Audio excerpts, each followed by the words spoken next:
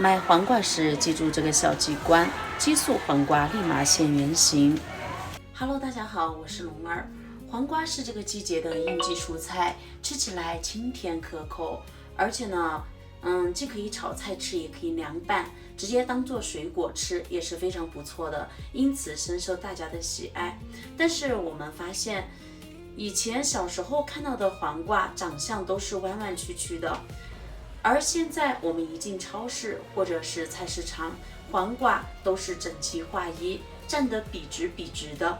一根比一根直，而且呢，大小也是非常均匀的。此时我們看到這些黃瓜都無從下手，不知道怎麼去進行挑選。而且網傳市面上存在許多的激素黃瓜，其實想要辨別激素黃瓜也非常的簡單。那麼這裡給大家說一下，其實在我們黃瓜的這個地方，它有一個小機關，觀察一下你就知道哪些是激素黃瓜了。學會之後，以後再也不會踩坑上當受騙。那麼今天呢，就來給大家分享幾個挑選黃瓜的使用小技巧，幫大家避坑，以後再也不會上當受騙。這裡呢，首先給大家說一下，一般情況下，市面上所說的激素黃瓜，其實就是過量使用調節劑的黃瓜，一般從5個方面就能區分。第一點，我們來看黃瓜頂部的花朵。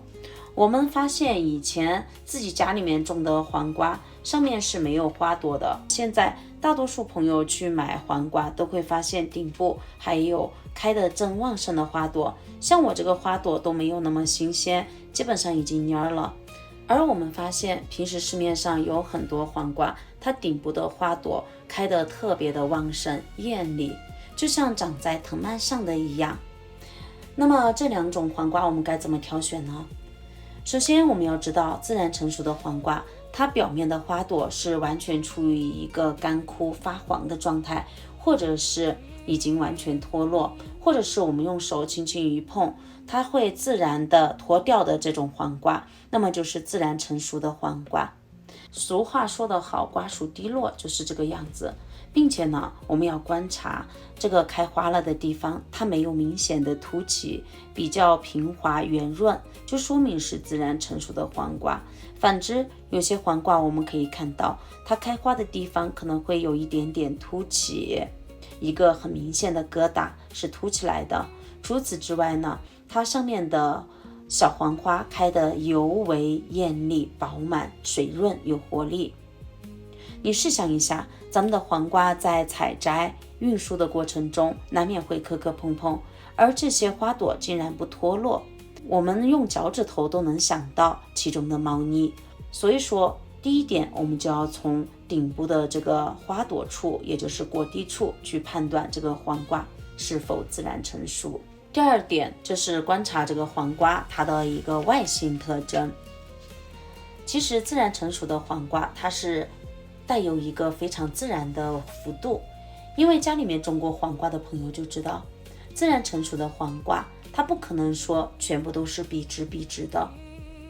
除非經過人工後期干預。所以說呢，挑選黃瓜一定要看一下它的外觀形態，帶有稍微彎曲，而且它的線條比較自然流暢，看起來不會特別的刻板。除此之外，它的兩端大小也是微微有所變化，並不會出現兩頭差不多大的這種情況。而我們現在可以看到很多攤位上面的黃瓜，長短粗細幾乎一模一樣，要麼發育失衡，要麼出現大頭瓜、蜂腰瓜。也就是所謂的蜂腰瓜，就是兩邊都挺大，突然移到黃瓜中間的位置就非常的細，或者是在黃瓜的局部突然出現凹凸鼓包的情況，那麼就說明在黃瓜生長的過程中，使用調節劑濃度不一所導致的。調節劑濃度不均勻，會導致黃瓜裡面的細胞出現不均衡的生長，這樣一來就容易導致一些黃瓜出現畸形的情況，也就是我們市面上見到的一些奇形怪狀的黄瓜。第3個方面，看瓜刺。黄瓜表面它有一層瓜刺，我們用手去摸還有一點點扎手呢。但是我們發現市面上有一些黃瓜，它的瓜刺比較钝，沒有特別尖銳，用手去觸碰，只是感覺凹凸不平，但是並不是很明顯的扎手。還有一種黃瓜，它的瓜刺則特別的細，特別的長。你看，像這兩根黃瓜，其實對比就非常的明顯。一般出現這種又尖銳又細的瓜刺，通常有兩種情況，一種是黃瓜沒完全成熟的狀態下，一種就是調節劑使用過頭，濃度過高所導致。因此，自然成熟的黃瓜，那麼它的表面瓜刺是比較鈍的，不會說出現特別尖銳、特別細的這種情況。第4個方面，看黃瓜的顏色。自然成熟的黃瓜，它的顏色是比較均勻自然的一個綠色，比較天然的。反之，如果是不好的、不優質的、劣質的黃瓜，經過人工後期干預的黃瓜，那麼它的顏色呈一個不自然的綠色、亮綠色或者是嫩綠色，看上去就給人一種特別清脆的那種口感的樣子。相信很多朋友都遇到過這種的情況。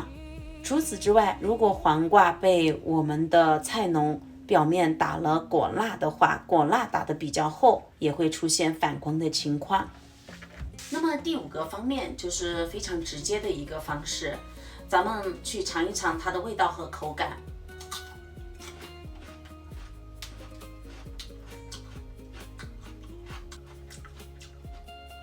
自然成熟的黄瓜，它的口感清脆，比較甘甜，而且呢不會說出現一些奇奇怪怪的味道，像什麼酸澀呀，或者是亂七八糟的一些味道。吃起來汁水也特別的豐盈，而且呢裡面的瓜瓤也十分的飽滿，不會說出現中間空心啊、非常空洞的情況。除此之外，咱們自然成熟的黄瓜，我們買回家之後，如果一時半會兒吃不完，放到冰箱裡面，它就會很均勻的變軟，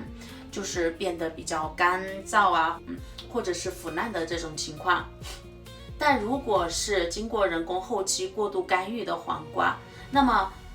我们的黄瓜放到冰箱啊，或者是自然就是比较常溫的一個狀態下進行保存的話，此時你會發現被人工後期過度干預的黃瓜，就算是黃瓜本身其他部位已經開始出現變軟、腐爛，或者是已經導致脫水的情況出現的同時，它頂部開花，就是花蒂的那個地方，花朵依然是非常豔麗的，而且呢，花朵依然是不容易掉落的。所以說，從以上這幾點，我們就可以挑選到比較優質的自然成熟的黄瓜了。那麼今天呢，就要給大家分享了5個辨別黃瓜、挑選黃瓜的技巧，也希望能對你有所幫助。